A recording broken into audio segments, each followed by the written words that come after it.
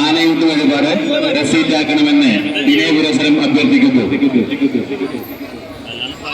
ആനയൂട്ട് രസീതാക്കുന്ന ഭക്തജനങ്ങൾക്ക് നേരിട്ട് ആനയ്ക്ക് ആനയൂട്ട് നടത്തുന്നതിനുള്ള അവസരം ലഭ്യമാണ്.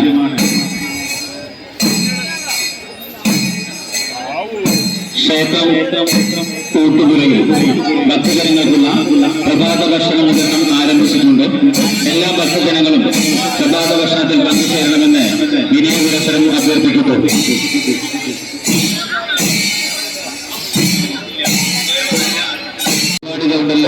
ണമെന്ന് വിനയപുരസരം അഭ്യർത്ഥിക്കുന്നു.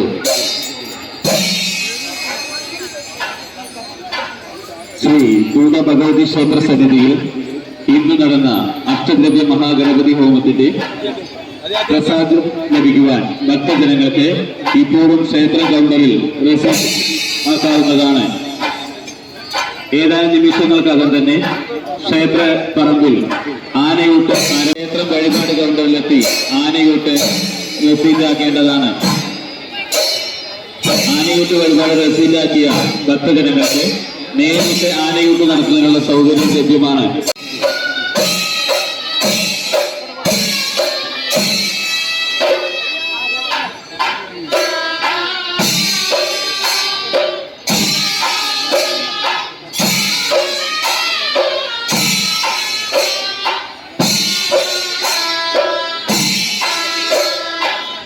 ദൂത ഭഗവതി ക്ഷേത്ര സമിതിയിൽ ഇന്ന് നടന്ന അഷ്ടദ്രവ്യ മഹാഗണപതി ഹോമത്തിന്റെ പ്രസാദം ലഭിക്കുവാൻ ഭക്തജനങ്ങൾക്ക് ഇപ്പോഴും ക്ഷേത്രം വഴിപാട് കൗണ്ടറിൽ രസീതാക്കങ്ങൾക്കകം തന്നെ ക്ഷേത്ര മൈതാനിയിൽ ആനയൂട്ട് ആരംഭിക്കുന്നതാണ്.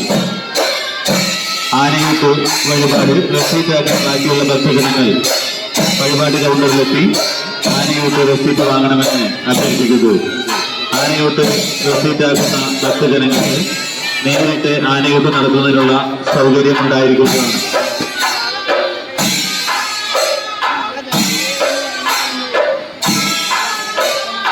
ഭക്തജനങ്ങളുടെ പ്രത്യേക ശ്രദ്ധയ്ക്ക്